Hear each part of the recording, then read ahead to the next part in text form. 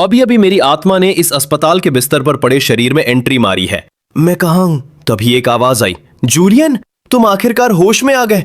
तुमने तो मेरी जान ही निकाल दी थी। मैंने झटके से उस औरत को दूर धक्का दिया।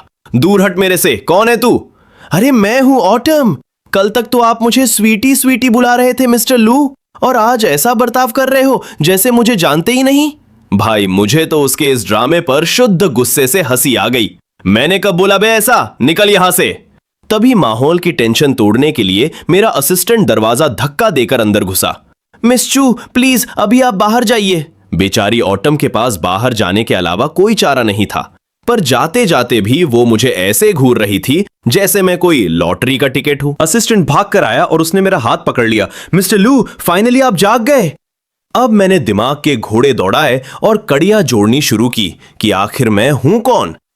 मिस्टर लू, जूलियन लू, उम्र 27 साल, गैलेक्सी एंटरटेनमेंट ग्रुप का बिग बॉस।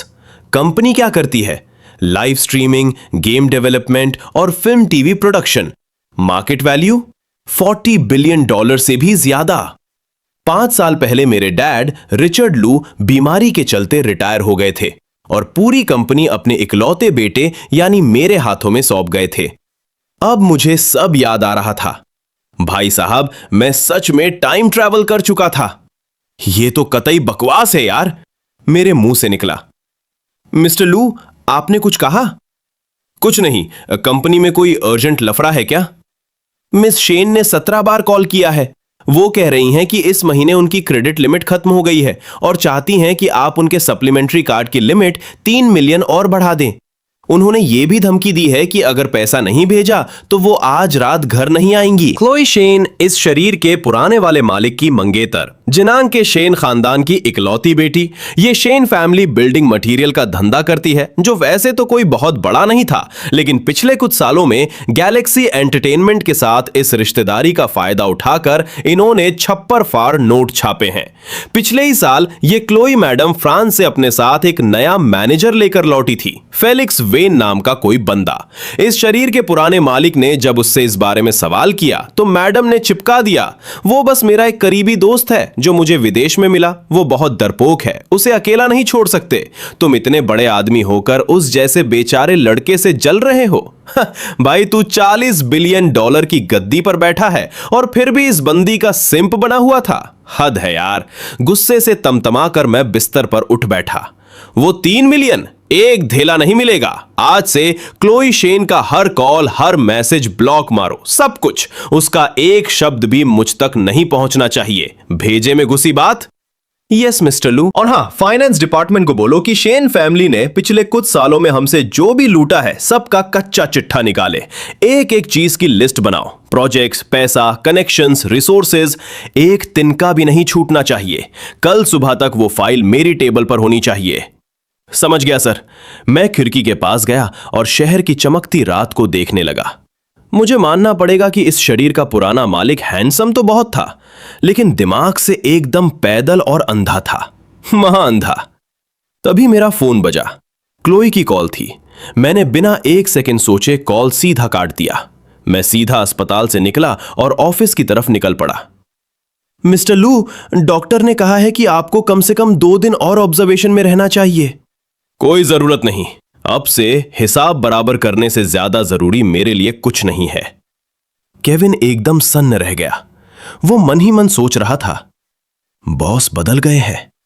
मिस्टर लू एकदम बदल चुके हैं। यही तो वो मिस्टर लू है जो मैं हमेशा से चाहता था कि वो बने। ऑफिस पहुंचकर मैं अपनी बॉस वाली गद्देदार कुर्सी पर पसर गया। भाई साहब, बॉस होने की फील ही अलग है, कसम से मजा आ गया। तभी केविन फाइलों का एक पूरा गट्ठर लेकर अंदर आया। मिस्टर लू, फाइनेंस वालों ने रात भर जाकर यह तैयार किया है। पिछले 3 सालों में शेन फैमिली ने कंपनी से जो कुछ भी नोचा है इस पूरे गट्ठर में है। सब कुछ यहीं है। मैंने फाइल खोली और पन्ने पलटे। $470 मिलियन और उनके खुद के बिल्डिंग मटेरियल के धंधे की औकात साल भर में 300 मिलियन कमाने की भी नहीं है। लीगल टीम को बोलो, उन्हें कहो कि इसे रिव्यू करे। शेन बिल्डिंग मटेरियल के साथ हमारा जितना भी पार्टनरशिप एग्रीमेंट है सबको खंगालो।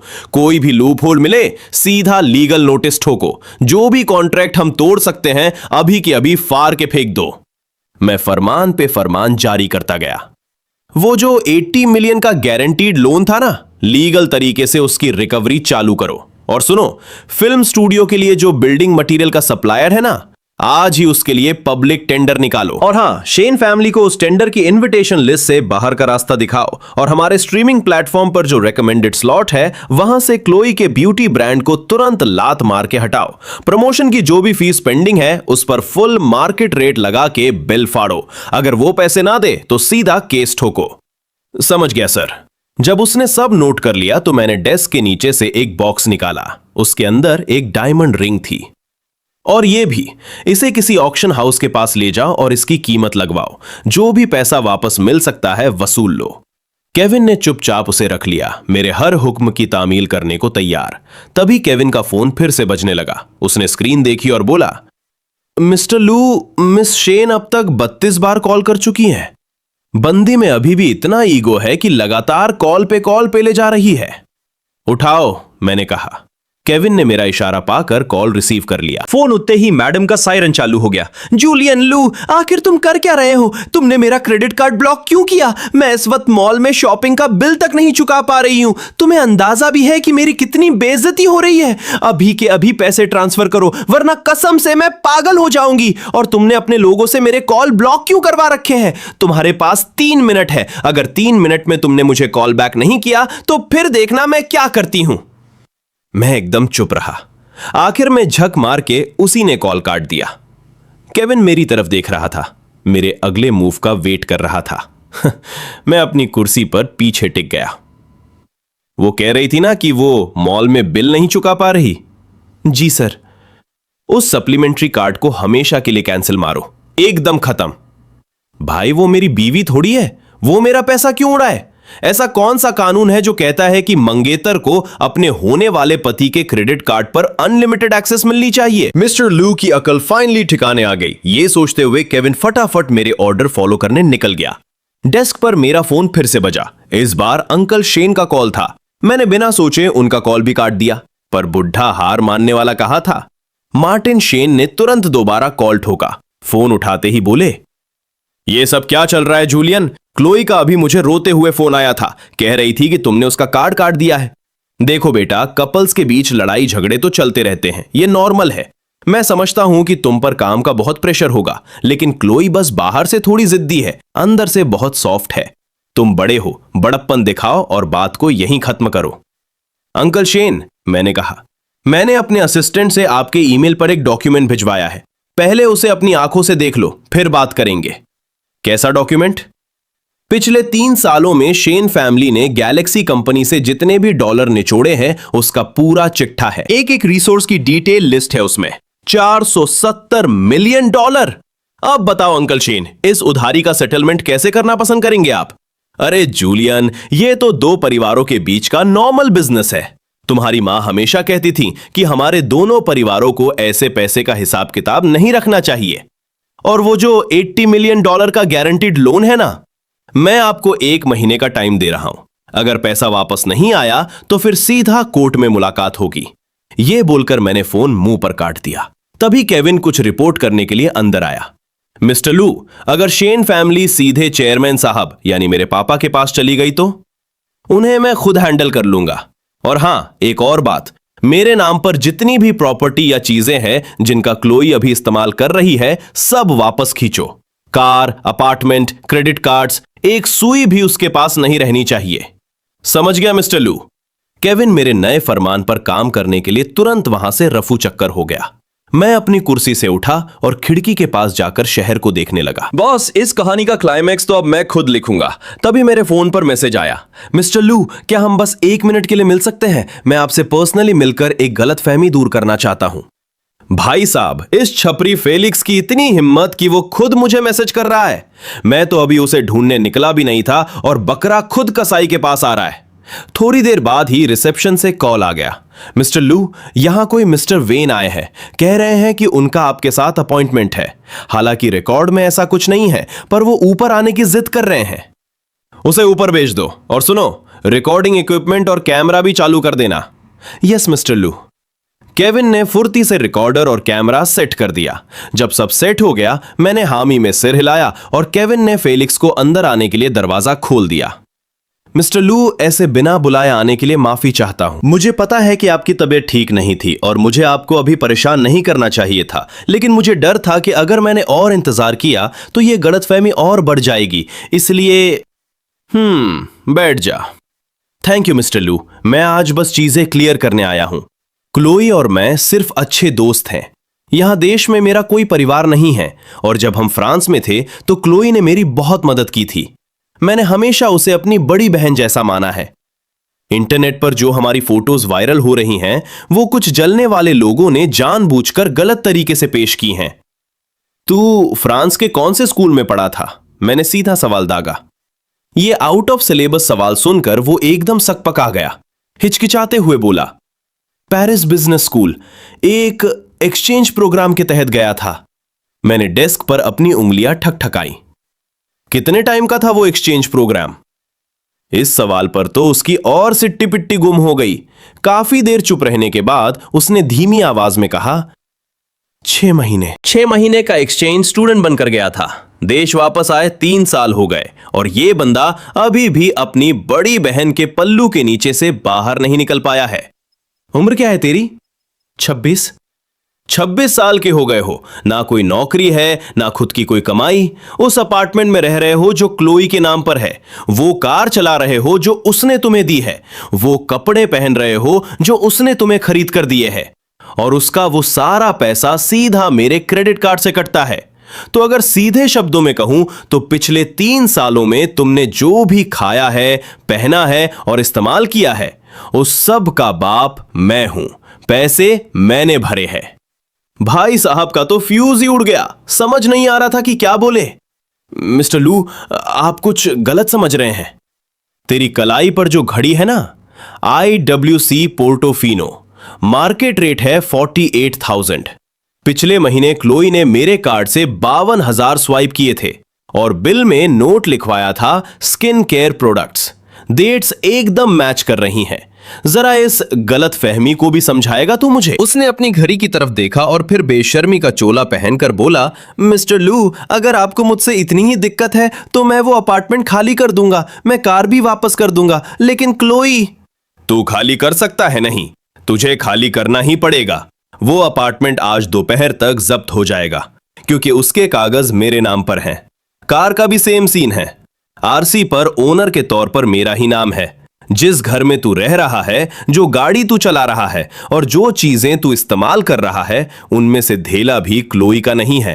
वो सब मेरा है। उसे अंदाजा भी नहीं था कि बात यहां तक पहुंच जाएगी। मिस्टर लू, अगर आप ऐसा करेंगे तो क्लोई एकदम टूट जाएगी।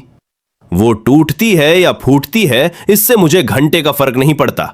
मुझे बस इस बात की हैरत है कि तुझे ऐसा क्यों लग रहा है कि तू यहां मेरे सामने बैठकर मुझसे सौदेबाजी कर सकता है। तेरे पास ना नौकरी है, ना कमाई है, ना कोई प्रॉपर्टी है। अरे तेरे बदन पर जो कपड़े हैं ना, उसके पैसे भी इनडायरेक्टली मेरी ही जेब से गए हैं। यह सुनकर तो वो शर्म से पानी पानी हो गया। तू मेरे ही ऑफिस में बैठकर मेरी ही मंगेतर की वकालत कर रहा है, और तेरा ये सारा कॉन्फिडेंस पूरी तरह से मेरे ही पैसों का खरीदा हुआ है। क्या तुझे ये सब थोड़ा सा भी जोक नहीं लग रहा? भाई की तो पूरी बोलती ही बंद हो गई। वो बस एक गहरी सांस छोड़कर बोला, मिस्टर लू, मैं जानता हूं आपको मुझसे दिक्कत है, पर मैं कसम खाता हूं कि क्लोई को लेकर मेरे मन में कोई खोट नहीं है। अगर आप फिर भी यही सब करने पर अड़े हैं तो मैं सिर्फ इतना कर सकता हूं। तू सिर्फ क्या कर सकता है? मैंने उसकी बात काटी। क्लोई को फोन करेगा और उसके सामने रोना रोएगा, उसे भड़काएगा ताकि वो यहां आकर मुझसे तमाशा करे, इस उम्मीद में कि मैं पिघल जाऊंगा और तू मेरे अपार्टमेंट में मुफ्त की रोटियां तोड़ता रहेगा और मेरी कार भगाता रहेगा। कितनी बार तूने सेम यही स्क्रिप्ट दोहराई है बे? तू खुद बोर नहीं होता इस ड्रामे से? मैं तुझे 2 ऑप्शन दे रहा हूं। पहला, आज के आज वो अपार्टमेंट खाली कर दे। मेरे पैसों से खरीदी हुई एक एक चीज वापस कर, जिसमें तेरी वो घड़ी भी शामिल है। उसके बाद तेरे और क्लोई के बीच जो भी गुल खिलते हैं उससे मुझे कोई लेना देना नहीं, लेकिन तू मेरी एक फूटी कौड़ी को भी हाथ नहीं लगाएगा। दूसरा ऑप्शन, तू कुछ वापस मत कर और मैं अपने वकीलों से चोरी का केस ठुकवाता हूं। वो सारे सबूत जमा करेंगे। क्लोई का मेरे कार्ड से तुम्हारे लिए चीजें खरीदना उसे फ्रॉड की कैटेगरी में लाता है और तुम बन जाओगे चोरी का माल खरीदने वाले मुजरिम। जो रकम है ना, वो क्रिमिनल केस बनाने के लिए बहुत पहले ही पार हो चुकी है। तुझे क्या लगता है पुलिस वाले ये सब देखकर तेरी आरती उतारेंगे? वो सदमे में एकदम सुन्न पड़ गया। आप, ये तो धमकी है। ये लीगल नोटिस है बेटा। अगर मैं तुझे कोई चॉइस ही नहीं देता तब वो धमकी होती। मैंने तो तुझे 2 रास्ते दिए हैं भाई। मेरे हिसाब से ये एकदम फेयर डील है। मैं अपार्टमेंट खाली कर दूंगा। मैं सब कुछ वापस कर दूंगा। जाते वक्त ध्यान रखना कि दरवाजे से सिर ना टकरा जाए तेरा। फुट ले अब। केविन तुझे रिटर्न लिस्ट भेज देगा। अगर एक तिनका भी कम हुआ ना तो मैं सीधा लीगल एक्शन लूंगा और अगली बार कोई वार्निंग नहीं मिलेगी। उसके जाते ही केविन बोला, मिस्टर लू, सब कुछ रिकॉर्ड हो गया है। मैंने रिकॉर्डिंग ली और एक नजर दौड़ाई। इसकी 3 कॉपियां बनाओ, एक लीगल टीम के लिए, एक मेरे लिए और एक क्लाउड पर अपलोड मार दो। इसके जैसे छपरी लोग कभी ज्यादा देर तक शांत नहीं बैठते। आज नहीं तो कल ये रिकॉर्डिंग हमारे बहुत काम आएगी। मैं कुछ कहूं मिस्टर लू? मुझे नहीं लगता मिस शेन इस बात को इतनी आसानी से जाने देंगी। जैसे ही उन्हें पता चलेगा कि फेलिक्स को घर से निकाल दिया गया है, वो पक्का आप पर चढ़ाई करने आएंगी। वो रोएंगी, तमाशा करेंगी। वो आपकी मां की आखिरी इच्छा का वास्ता देकर आपको गिल्ट ट्रिप पर भेजेंगी ताकि आप पीछे हट जाए। पर अब मैं वो पुराना जूलियन लू नहीं रहा केविन। उसका ये इमोशनल ब्लैकमेल अब मुझ पर घंटा असर नहीं करेगा। आने दो उसे। जो भी भड़ास निकालनी है एक ही बार मेरे मुंह पर निकालें और किस्सा खत्म। मेरे मुंह से यह बात निकली ही थी कि रिसेप्शन से कॉल आ गया। मिस्टर लू, मिस शेन नीचे लॉबी में आ गई हैं। सिक्योरिटी उन्हें रोक नहीं पा रही है। वो धमकी दे रही हैं कि अगर उन्हें ऊपर नहीं जाने दिया तो वो पुलिस बुला लेंगी और हम पर उन्हें गैर कानूनी तरीके से रोकने का केस ठोकेंगी। मैंने केविन की तरफ देखा। उसे ऊपर भेज दो। नीचे लॉबी में उसका तमाशा करवाने का कोई मतलब नहीं है। मैंने फोन रख दिया। कुछ ही पलों में वो बेशरम औरत तूफान की देरौफ अंदर घुसी, फुल एटीट्यूड में। जूलियन लू, तुम्हारी भलाई इसी में है कि तुम मुझे सब कुछ साफ साफ बताओ। तुमने मेरा कार्ड क्यों काटा? तुमने वो अपार्टमेंट वापस क्यों लिया? तुम फेलिक्स को घर से बाहर निकलने पर मजबूर क्यों कर रहे हो? क्या तुम्हारा दिमाग सठिया गया है? भाई साहब, ये औरत मेरे ऑफिस में घुसकर भी मुझी पर अपने नखरे झाड़ रही थी। केविन, मिस शेन के लिए एक गिलास पानी लाओ। ऐसे खड़े होकर चिल्लाने में बेचारी थक गई होंगी। मुझे पानी वानी नहीं चाहिए, पहले मेरे सवालों का जवाब दो। मैं तुम्हारे एक एक सवाल का जवाब दूंगा, पर पहले तशरीफ तो रखो। ऐसे खड़े खड़े तुम्हारी जो सांसें फूल रही हैं ना, उससे मेरे ऑफिस की हवा खराब हो रही है। झक मार के उसे मेरे सोफे पर बैठना पड़ा, लेकिन उसका ईगो अभी भी आसमान छू रहा था। जूलियन लू, इस बात को ज्यादा मत खींचो। सबसे पहले कार्ड का लफड़ा, मैंने उसे घूरते हुए कहा। उस सप्लीमेंट्री कार्ड पर पिछले 3 सालों में $16 मिलियन उड़ाए गए हैं और उसमें से 4 मिलियन से ज्यादा तो किसी तीसरे बंदे की ऐशो आराम पर लुटाए गए हैं। अब वो तीसरा बंदा कौन है ये तू अच्छे से जानती है। वो कार्ड अब हमेशा के लिए ब्लॉक हो चुका है और अब वो किसी कीमत पर दोबारा चालू नहीं होगा। दूसरी बात, वो अपार्टमेंट, उस फ्लैट के कागज मेरे नाम पर है। तू और फेलिक्स वहां बिना किसी लीगल हक के मुफ्त की रोटियां तोड़ रहे थे। फेलिक्स पहले ही वहां से दफा होने को मान गया है। इस हफ्ते के आखिर तक वो अपार्टमेंट खाली हो जाएगा और उसके ताले भी बदल दिए जाएंगे। तुमने खुद मुझसे कहा था कि मैं वहां रह सकती हूं। तुमने खुद कहा था वो अपार्टमेंट। मान ले कि मैंने जुबान दी थी, मैंने उसकी बात काटते हुए कहा, लेकिन सिर्फ मुंह से बोल देने से प्रॉपर्टी तेरे नाम नहीं हो जाती। कायदे कानून के हिसाब से उस अपार्टमेंट से तेरा कोई लेना देना नहीं है। अगर तुझे लग रहा है कि मैं तेरे साथ नाइंसाफी कर रहा हूं तो शौक से अपने वकील को मेरे वकील से बात करने के लिए भेज दे। तीसरी बात, मुझे रत्ती भर भी फर्क नहीं पड़ता कि तेरा और फेलिक्स का असली रिश्ता क्या है, दोस्त हो या कुछ और। वो तेरा सिरदर्द है, लेकिन आज के बाद वो मेरी एक फूटी कौड़ी को भी हाथ नहीं लगाएगा। ये मेरी आखिरी लाइन है और इस पर कोई बहस नहीं होगी। तुम्हें क्या हक है यह तय करने का कि मेरे दोस्त कौन होंगे? जूलियन, हम 5 साल से साथ हैं। तुमने पहले कभी मेरे साथ ऐसा बर्ताव नहीं किया। एक बार बीमार क्या पड़े तुम तो एकदम से बदल गए। आखिर हो क्या गया है तुम्हें? भाई साहब, इस औरत को सच में लगता है कि इसके मगरमच्छ के आंसू सब कुछ ठीक कर देंगे। एक बार भी इसने अपनी बेशर्मी और घटिया हरकतों के बारे में नहीं सोचा। मेरी अकल ठिकाने आ गई है, मैंने सीधा जवाब दिया। तुम्हारी अकल ठिकाने आ गई है? तो तुम्हारा मतलब है कि पहले तुम बेवकूफ थे? तुमने आज तक मेरे लिए जो भी अच्छा किया, क्या वो सब झूठ था? तुम्हारा यह कहना कि तुम मुझसे प्यार करते हो, क्या वो भी सिर्फ एक दिखावा था?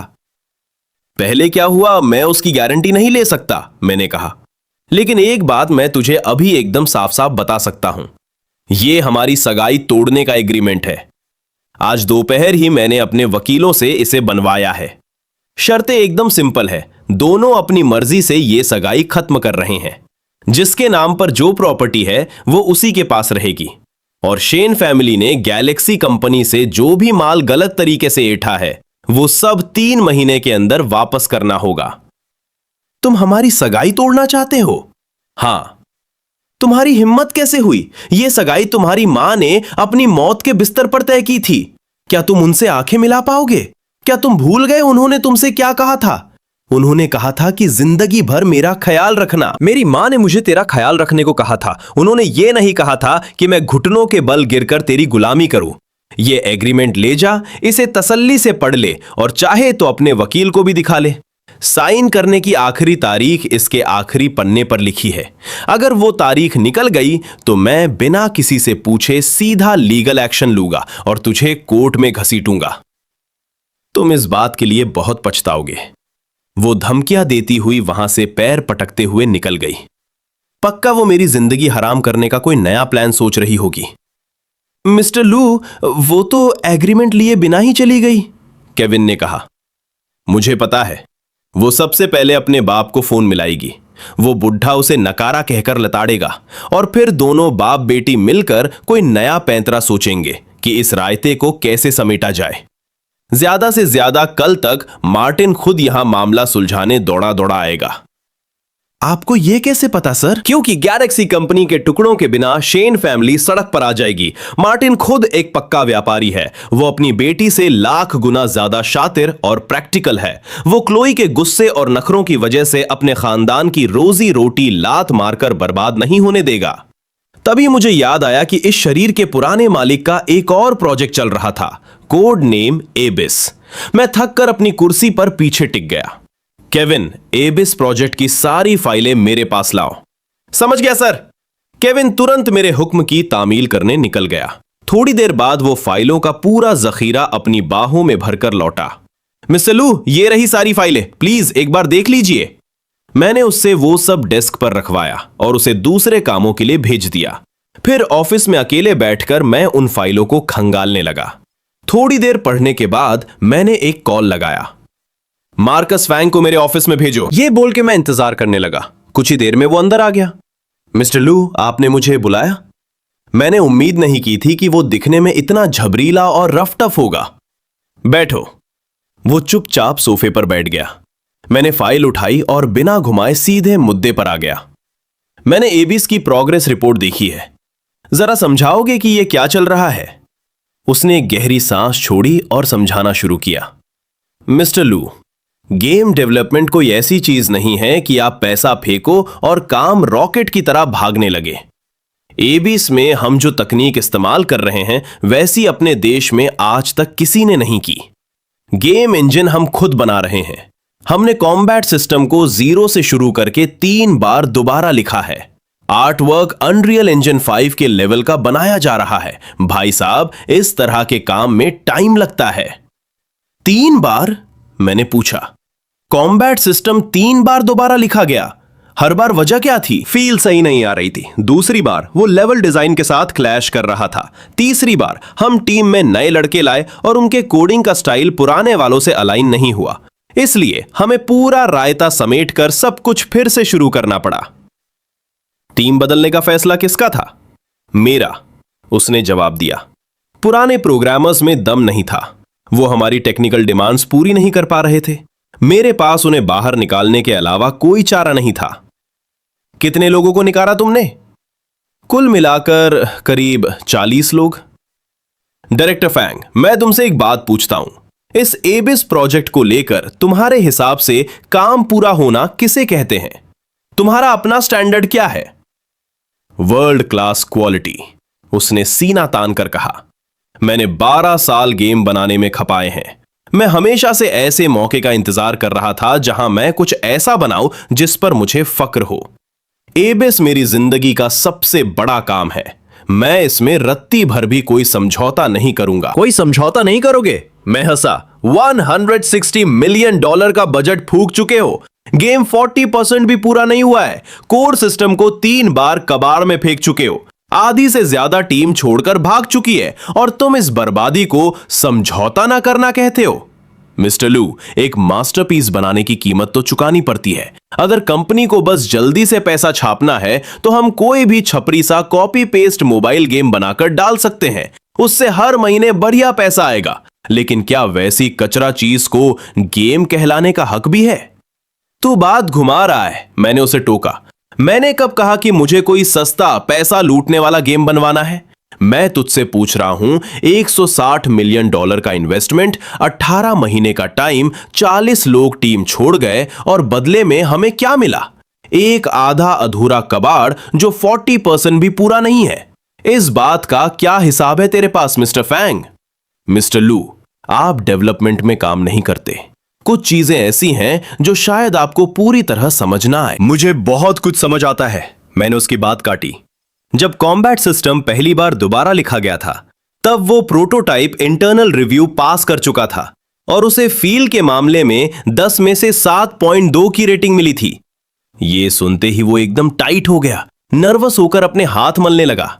उस रिव्यू मीटिंग के 3 दिन बाद तूने पूरा का पूरा प्लान स्क्रैप कर दिया, ये बोलकर कि इसमें इंप्रेसिव वाली बात नहीं है। जब दूसरी बार सिस्टम बना तो तूने लेवल डिजाइन टीम से उस नए सिस्टम के हिसाब से 36 डंजन्स दोबारा बनवाए, जिसमें 4 मंथ्स लग गए। और फिर तूने कॉम्बैट सिस्टम को फिर से कबाड़ में फेंक दिया, ये कहकर कि ये वैसा नहीं है जैसा मैं सोच रहा था। भाई, आखिर तेरे दिमाग में चल क्या रहा है जो तू खुद ही नहीं समझा पा रहा? तू कोई मास्टरपीस नहीं बना रहा। तू बस कंपनी के पैसों से अपने अंदर की खुजली मिटा रहा है और अपने तुक्के टेस्ट कर रहा है। और जब भी तेरा तुक्का फ्लॉप होता है तू लोगों को नौकरी से निकाल देता है और जीरो से शुरू कर देता है।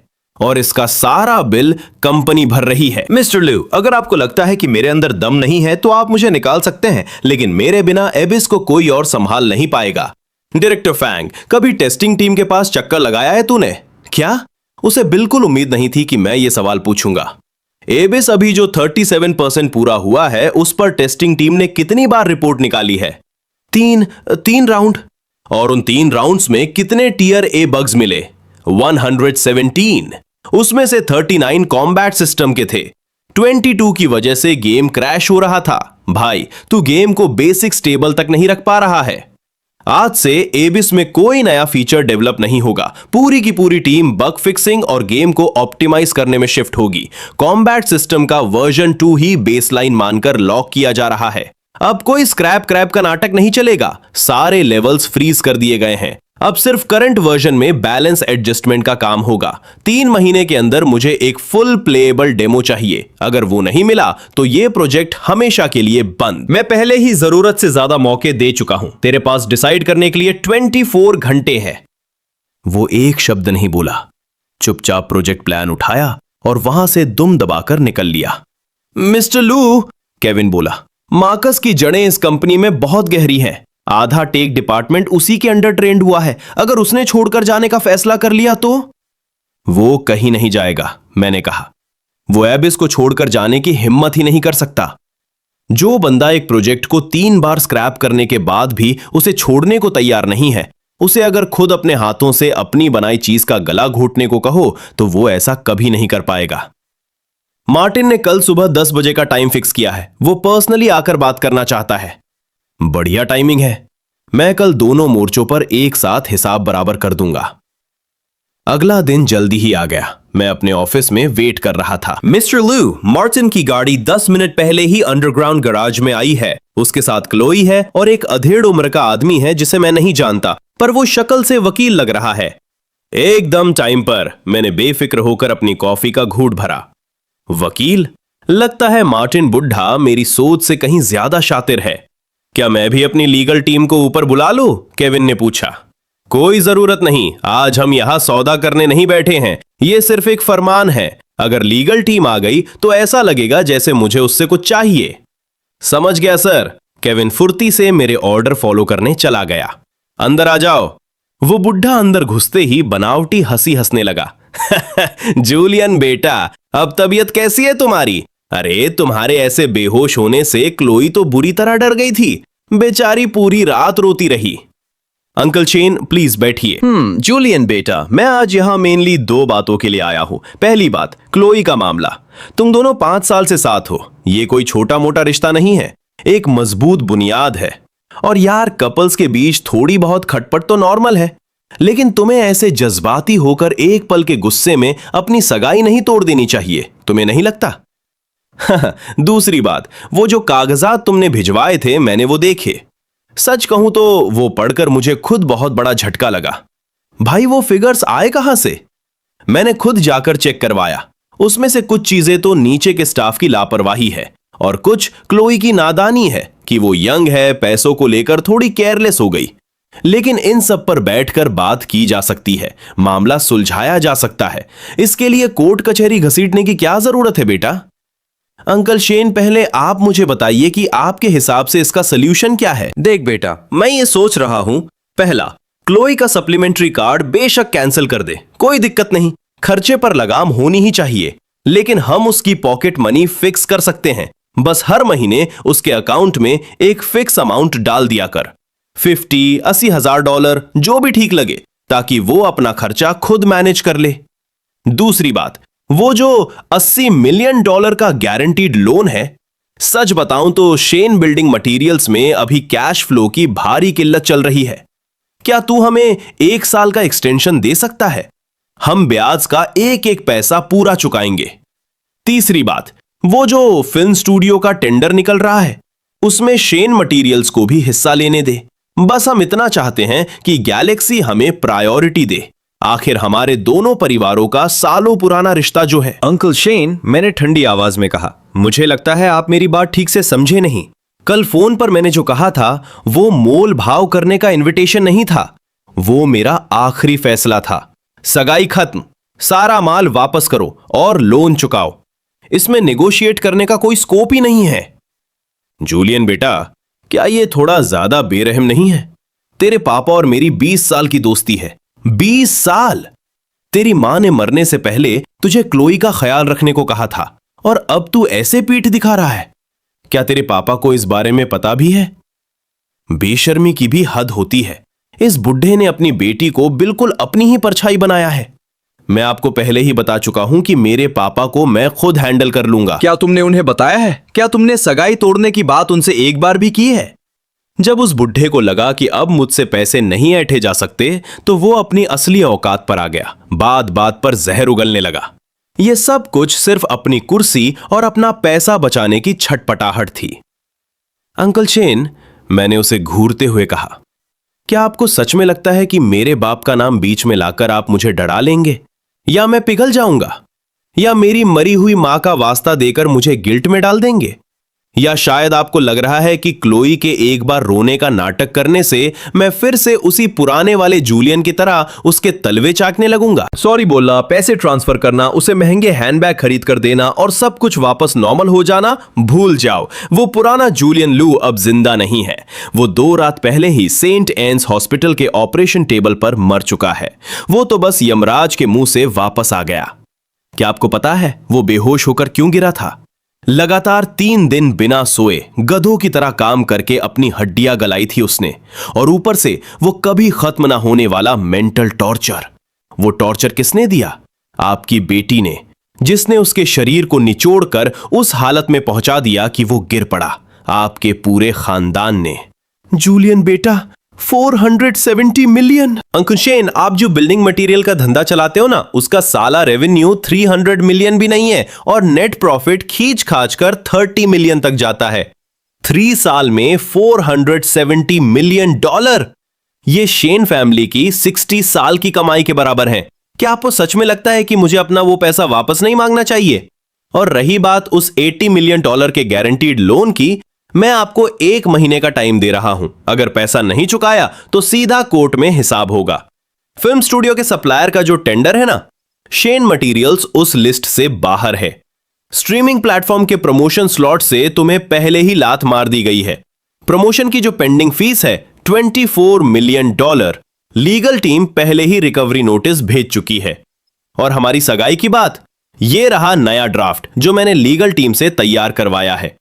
कल वाले से कहीं ज्यादा डिटेल में है। मिस शेन, इस बार मेहरबानी करके इसे अपने साथ ही ले जाना। तुम चाहते हो कि मैं पिछले 5 साल के सारे गिफ्ट वापस कर दूं? वो जेड ज्वेलरी का सेट भी जो तुम्हारी मां ने मुझे दिया था? क्लोई चिल्लाई। वो सेट मेरी मां ने अपने जीते जी तुझे दिया था और वो एक कंडीशनल गिफ्ट था। शर्त यह थी कि तू मेरी मंगेतर रहेगी। अब जब सगाई ही टूट रही है तो उस गिफ्ट की बुनियाद ही खत्म हो गई। कायदे कानून के हिसाब से तुझे वो वापस करना ही होगा। वो तुम्हारी मां की आखिरी निशानी थी मेरे लिए, तुम उसे भी वापस ले लोगे? क्या तुम्हारे सीने में दिल नहीं है?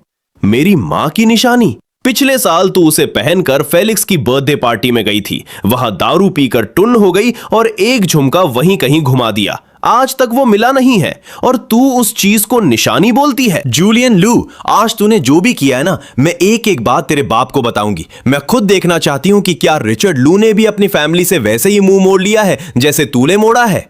शौक से जा। केविन, इन्हें बाहर का रास्ता दिखा। मुझे अपने ऑफिस में किसी का ये फालतू का तमाशा नहीं चाहिए। Mister Shane, Miss Shen, please इस तरफ से निकलिए।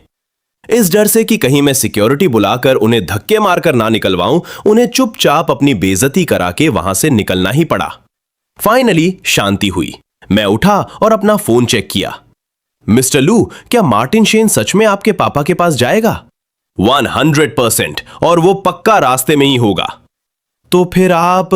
केविन मेरे लिए टेंशन में आ गया, पर मुझे रत्ती भर भी फिक्र नहीं थी। मैंने कॉन्टैक्ट्स खोले और अपने डैड को कॉल मिला दिया। डैड, मैं बोल रहा हूं, आप आज घर पर हो? मैं आ रहा हूं, आपसे पर्सनली मिलकर कुछ बात करनी है। मार्टिन शेन का अभी कॉल आया था मुझे। वो कह रहा था कि तूने उसकी बेटी को रुला दिया। आजा, मैं तेरे साइड की स्टोरी भी सुनना चाहता हूं। वो नागिन सिर्फ रोना और चुगली करना ही जानती है। घटिया औरत। उसे सच में लगता है कि मैं कोई सीधा साधा बकरा हूं? अगर तुम सबको खेल खेलना ही है तो चलो मैं भी खेलता हूं। देखता हूं कि यह खानदान बेशर्मी की कौन सी हद तक गिर सकता है। केविन, गाड़ी निकाल। Yes sir. थोड़ी ही देर में हम डैड से मिलने के लिए अपने पुश्तैनी घर के रास्ते पर थे। केविन ने तेजी से और स्मूथ गाड़ी चलाई। हम पलक झपकते ही वहां पहुंच गए। मिस्टर लू, मैं बाहर ही आपका वेट करता हूं। ठीक है। मैं अकेला बाहर निकला, अपना कॉलर सेट किया और फुल स्वैग में अंदर की तरफ बढ़ गया। कुछ ही पलों में मैं घर के अंदर था। मैंने दरवाजा खोला। छोटे मालिक, बड़े मालिक, स्टडी रूम में आपका वेट कर रहे हैं। मिस्टर शेन और मिस शेन भी वहीं हैं। तो वो मुझसे पहले ही टपक पड़े। अपने महंगे टेलर्ड सूट और चमकते जूतों में मैं बिना किसी टेंशन के पूरे कॉन्फिडेंस के साथ सीढ़ियां चढ़ा। आखिर ये मेरा ही तो महल है। फिर भी मैंने अंदर जाने से पहले दरवाजा खटखटाया। आखिर मैं एक पढ़ा लिखा, संस्कारी, हाई सोसाइटी का सभ्य इंसान हूं भाई। डैड, मैं आ गया। डैड ने अपना काम साइड में रखा और मुझसे बोले, जूलियन, तुम्हारे अंकल शेन ने मुझे सब कुछ बता दिया है। अब तू बता, तेरी क्या कहानी है? रिचर्ड, मैंने तो सब साफ साफ बता ही दिया है ना। पता नहीं इस लड़के जूलियन के दिमाग में किसने कचरा भर दिया है। अचानक से सगाई तोड़ना चाहता है। क्लोई का कार्ड ब्लॉक कर दिया। वो अपार्टमेंट वापस मांग रहा है। शेन बिल्डिंग मटेरियल्स पर केस ठोक रहा है। यहां तक कि वो जेड ज्वेलरी का सेट जो क्लोई के लिए था वो भी वापस मांग रहा है। मार्टिन, मेरे बेटे को बोलने दो। डैड ने उसे टोका। डैड, पहले मैं आपसे एक बात पूछता हूं। जब आपने गैलेक्सी की कमान मेरे हाथों में दी थी तो आपने मुझसे एक बात कही थी, कंपनी के फैसले अब तेरे होंगे, मैं बीच में कोई दखल नहीं दूंगा। आपको याद है? मुझे याद है। तो फिर मेरा सवाल यह है, क्या वो बात आज भी लागू है? बिल्कुल लागू है। बढ़िया। इस फाइल में वो सब है जो शैन फैमिली ने पिछले 3 सालों में गैलेक्सी ग्रुप से लूटा है। उन्होंने जो भी फायदा उठाया है उसका पूरा कच्चा चिट्ठा है। Total 470 million yuan. एक एक ट्रांजैक्शन का रिकॉर्ड है। Contracts, invoice, transfer record, approval forms सब स्कैन करके फाइल में लगे हैं। और ये वो एसेट रिकवरी प्लान है जो लीगल टीम ने बनाया है। इसमें सगाई तोड़ना, गिफ्ट किए गए एसेट्स वापस लेना, सारे बिजनेस कॉन्ट्रैक्ट फाड़ना और 80 मिलियन युआन के गारंटीड लोन की वसूली शामिल है। एक एक पॉइंट कानून के दायरे में है, कोई इसे कोर्ट में चैलेंज नहीं कर सकता। डैड, आप खुद इसे चेक कर लो या किसी से करवा लो। अगर इसमें एक भी शर्त बेतुकी या गैर कानूनी निकले तो मैं अभी के अभी सब वापस ले लूंगा। जूलियन, इधर आ। मुझे लगा कि वो मेरे फैसले का साथ देंगे। मैं चलकर डैड के बगल में खड़ा हो गया। मेरे बेटे की अकल फाइनली ठिकाने आ गई। मैं इससे ज्यादा खुश नहीं हो सकता, डैड ने कहा। मार्टिन, क्या जूलियन ने इसमें कुछ भी गलत किया है? रिचर्ड, तुम्हारे कहने का क्या मतलब है? हम 20 साल से दोस्त हैं यार। मैं फैक्ट्स पे बात कर रहा हूं, हमारी दोस्ती पे नहीं। क्या जूलियन ने जो नंबर्स बताए वो सच है? 470 मिलियन। क्या शेन फैमिली ने सच में गैलेक्सी से इतना पैसा ऐंठा है? जब बाजी पलटती दिखी तो उस शातिर औरत ने अपना ड्रामा चालू कर दिया और फूट फूट कर रोने लगी। अंकल लू, आप भी मेरे खिलाफ हो गए। जैसे उसके ये घड़ियाली आंसू सब कुछ ठीक कर देंगे। मेरी मां ने मरने से पहले मुझे आपको सौंपा था। आपने वादा किया था कि आप मुझे अपनी सगी बेटी जैसा मानेंगे। जैसी मां वैसी बेटी। पूरे खानदान में शर्म नाम की कोई चीज ही नहीं है। क्लोई, ऐसा नहीं है कि मैंने तुझे अपनी सगी बेटी नहीं माना, पर जरा खुद से सच बोल। जूलियन ने तेरे साथ कैसा बर्ताव किया है? तूने जो मांगा उसने लाके दिया। तूने जो नखरे किए उसने सहे। तूने उस वेन नाम के लड़के को 3 साल तक अपने पल्लू से बांध कर रखा। क्या जूलियन ने कभी एक भी कड़वा शब्द कहा? नहीं कहा। वो चुप रहा। उसने सब कुछ बर्दाश्त किया जब तक कि नौबत उसे अस्पताल पहुंचाने की नहीं आ गई। मुझे एक बात बता, एक लड़का जिसकी उम्र 30 भी नहीं है, उसका दिल इस हद तक फेल हो गया कि उसकी जान जाते जाते बची। क्या यह नॉर्मल है? मार्टिन, मेरी जिंदगी का सबसे घटिया फैसला यह था कि मैंने अपने बेटे की सगाई तेरी बेटी से कराई। इसलिए नहीं कि क्लोई कोई बुरी इंसान है, बल्कि इसलिए कि तुम्हारा शेन खानदान बहुत बड़ा लालची है। पोल खुलने और चारों तरफ से घिर जाने के बाद उस बुढ़े का आपा खो गया।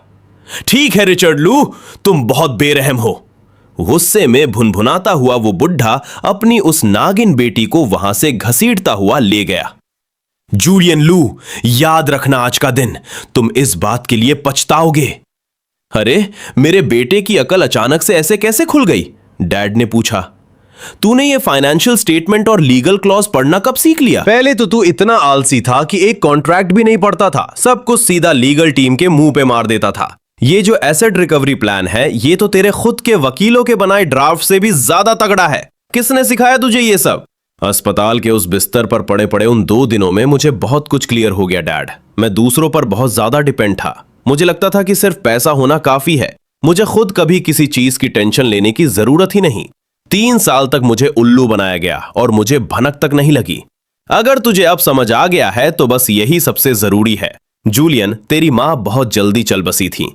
20 सालों तक मुझे तेरे लिए बाप और मां दोनों बनना पड़ा। मुझे हमेशा डर लगता था कि तुझे कोई तकलीफ ना हो, इसलिए मैंने तुझे हर चीज से बचा कर रखा। पर अब मुझे समझ आ रहा है कि मैंने तुझे कुछ ज्यादा ही शील्ड कर लिया। इसी वजह से तू कभी बड़ा ही नहीं हो पाया। इस बार ये सब तू खुद हैंडल कर। अगर तूने इसे अच्छे से निपटा दिया तो मैं बिना किसी फिक्र के गैलेक्सी तेरे हाथों में सौंप दूंगा। अगर नहीं कर पाया तो समझ लेना कि ये एक सबक की कीमत थी। 40 बिलियन युआन का सबक जिंदगी भर याद रहेगा तुझे। मैंने कभी नहीं सोचा था कि डैड मुझे इस तरह फुल सपोर्ट करेंगे। मैं अंदर तक हिल गया। डैड, मैं आपको निराश नहीं करूंगा। तूने वो अंगूठी कब बदली? परसों। और पुरानी वाली? फेंक दी। बस इतना ही पूछना था। जाकर अपना काम कर। मैं सुकून से बाहर निकला, गाड़ी में बैठा और वापस निकल पड़ा। मिस्टर लू, क्या रहा? Matter close. केविन मुझे घर ले जा रहा था। मैंने पीछे सीट पर आराम करने के लिए आंखें बंद कर ली। तभी अचानक मेरा फोन फिर से बजा। मैंने उठाया और देखा मिस्टर लू, फेलिक्स वेन ने आज सुबह वो अपार्टमेंट खाली कर दिया है, लेकिन जाने से पहले वो वहां से एक तिजोरी ले गया। उस तिजोरी में आपकी और मिस शेन की कुछ पर्सनल चीजें और कागजात हैं। पुराने मालिक की यादों को खंगाला तो पता चला कि क्लोई के अपार्टमेंट के मास्टर बेडरूम की अलमारी के पीछे सच में दीवार में एक तिजोरी बनी हुई थी। उसका पासवर्ड क्लोई का बर्थडे था। उसमें कोई बहुत खास सामान नहीं था, पर हां कुछ डॉक्यूमेंट जरूर थे। गैलेक्सी एंटरटेनमेंट का 3 साल का स्ट्रेटेजिक प्लान। ये याद आते ही मैंने उस बंदे को कॉल घुमाया जिसने ये टिप दी थी। कौन बोल रहा है? मिस्टर लू, मेरा नाम लियो सू है। मैं गैलेक्सी गेम्स में QA इंजीनियर हूं। वो तिजोरी वाला सारा कांड मैंने अपनी आंखों से देखा है। जब फेलिक्स वेन घर खाली कर रहा था तो उसने मूवर्स की गाड़ी बुलाई और उस तिजोरी को उसमें लोड करवा दिया। तुझे कैसे पता कि तिजोरी के अंदर क्या है? क्योंकि मैंने उस तिजोरी का पासवर्ड क्रैक कर लिया था। फेलिक्स के वहां से निकलने से पहले मैंने उसे खोलकर अंदर का सारा सामान देख लिया था। मिस्टर लू, अच्छा होगा अगर आप खुद आकर अपनी आंखों से देखें। तू है कहां अभी? गैलेक्सी गेम्स R&D सेंटर के सब लेवल 2 में QA लैब में। वही रुक, मैं 20 मिनट में पहुंच रहा हूं। मैंने फोन काटा।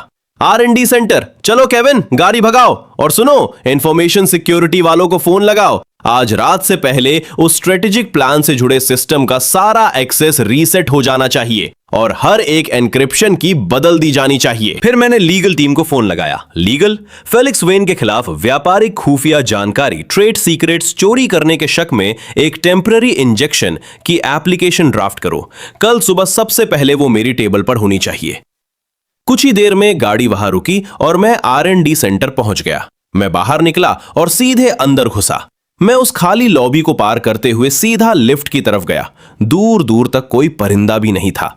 मैंने लिफ्ट से सब लेवल 2 का बटन दबाया, QA लैब तक गया और दरवाजा खोल दिया। मिस्टर लू, लियो। मैंने एक कुर्सी खींची और बैठ गया। बैठ, बता क्या सीन है। वो बैठ गया। उसने डेस्क पर रखा एक फोल्डर खोला। उसके अंदर फोटोज का एक पूरा बंडल था। उस तिजोरी के अंदर मैंने इन सब की फोटो खींची थी। मिस्टर लू, पहले आप ये देखिए। ये कॉन्ट्रैक्ट फर्जी है। ये असली है सर, लेकिन जिस पार्टी ने साइन किया है वो है न्यू डॉन टेक्नोलॉजीज, जो कैमन आइलैंड्स में रजिस्टर्ड है। इसका जो लीगल हेड है जियांग वो जियांग, वो शेन बिल्डिंग मटेरियल्स का ही एक प्रोजेक्ट मैनेजर है। उसने कैमन आइलैंड्स में एक फर्जी शेल कंपनी बनाई और फिर इस फर्जी स्ट्रेटेजिक पार्टनरशिप कॉन्ट्रैक्ट का इस्तेमाल करके, मुझे मत बता कि, बिल्कुल सर, उन्होंने इन्वेस्टर्स को चूना लगाने के लिए इसका इस्तेमाल किया। इस मेमो पर पिछले साल मार्च की तारीख पड़ी है, एकदम उस टाइम की जब गैलेक्सी एंटरटेनमेंट की सीरीज B फंडिंग का ड्यू डिलिजेंस चल रहा था। अगर कोई ये मेमो किसी इन्वेस्टर को दिखा दे तो इन्वेस्टर को यही लगेगा कि गैलेक्सी ने नोवा टेक्नोलॉजीज के साथ कोई बड़ी डील क्रैक कर ली है। और ये वाला तो कतई बवाल है। उसने अपना लैपटॉप खोला और स्क्रीन पर एक डिजिटल कॉन्ट्रैक्ट दिखा दिया। मेरी आंखें फटी की फटी रह गई। मैंने ये एग्रीमेंट कभी साइन ही नहीं किया। मुझे पता है आपके साइन जाली है। बिना किसी प्रोफेशनल फोरेंसिक जांच के कोई माई का लाल ये नहीं बता सकता कि यह फर्जी है। और कितना कचरा है इसमें। वो कुर्सी पर पीछे की तरफ टिक गया। उसका चेहरा एकदम सीरियस हो गया था। मैंने उस तिजोरी के अंदर 47 फोटो खींचे थे, जिनमें 1 दर्जन से ज्यादा डॉक्यूमेंट्स है। उसने एक और फोल्डर उठाया और उसे डेस्क पर पलट दिया। मैं उन फोटोज को खंगालने लगा। ये गैलेक्सी फिल्म्स और शेन बिल्डिंग मटेरियल्स के बीच का एक सप्लीमेंट्री अग्रीमेंट है, जिसमें बिना किसी की परमिशन के खरीद का दाम 15% और गिरा दिया गया है। और ये वाला गैलेक्सी के लाइव स्ट्रीम प्लेटफॉर्म और क्लोई के ब्यूटी ब्रांड के बीच का है। पूरे 5 साल की एक्सक्लूसिव डील, और अगर कॉन्ट्रैक्ट टूटा तो पेनाल्टी $300 मिलियन। यह सब जितना बेतुका था, उससे कहीं ज्यादा जरूरी एक और सवाल मेरे दिमाग में खटका। तू उस तिजोरी के अंदर घुसा कैसे? मिस्टर लू, वो बात अभी मत पूछिए। आपको बस इतना जानने की जरूरत है कि फेलिक्स वेन के घर खाली करने से पहले मैंने तिजोरी खोली और हर एक डॉक्यूमेंट की फोटो ले ली। मिस्टर लू, जब तक फेलिक्स उस तिजोरी को उठाकर बाहर ले गया, उसमें सिर्फ कुछ फालतू का पर्सनल सामान ही बचा था। सारे असली कागज यहां है, ओरिजिनल्स। तूने ये सब क्यों किया? क्योंकि मैं गैलेक्सी गेम्स में एक QA इंजीनियर हूं। मैंने यहां 3 साल काम किया है। मैंने एबिस प्रोजेक्ट को एक तगड़े कंसेप्ट से धीरे धीरे कबाड़ बनते देखा है। मैंने 200 मिलियन का बजट राख होते देखा है। मैंने शेन फैमिली को सबकी छाती पर मूंग दलते और दादागिरी करते देखा है। मिस्टर लू, मुझे पता है शायद आपको मैं याद भी ना हूं। पिछले नवंबर में इंटरनल टेस्टिंग के दौरान मैंने 87 पन्नों की एक रिपोर्ट सबमिट की थी जिसमें गेम की 81 गलतियां निकाली थी। मार्कस फैंग ने मुझे बोल दिया कि मुझे आर्ट की समझ ही नहीं है। आपको पता है मिस्टर लू, उस रात मैं इस क्यूए लैब में बैठकर बहुत रोया था। इसलिए नहीं कि मुझे डांट पड़ी, बल्कि इसलिए क्योंकि मैं जानता था कि अगर प्रोजेक्ट इसी तरह चलता रहा तो गैलेक्सी गेम्स बर्बाद हो जाएगा, मेरी नौकरी चली जाएगी और मेरे हर एक कलीग की भी। और वो जो रिपोर्ट मैंने दी थी सिर्फ वही एक चीज थी जो इस प्रोजेक्ट को डूबने से बचा सकती थी। आखिरकार मुझे एक बात समझ आ गई, सिर्फ रिपोर्ट लिखने से कुछ उखड़ने वाला नहीं था, मुझे सबूत चाहिए थे। इसलिए मैंने शेन फैमिली और उस मार्कस फैंग की हर एक हरकत पर पैनी नजर रखनी शुरू कर दी।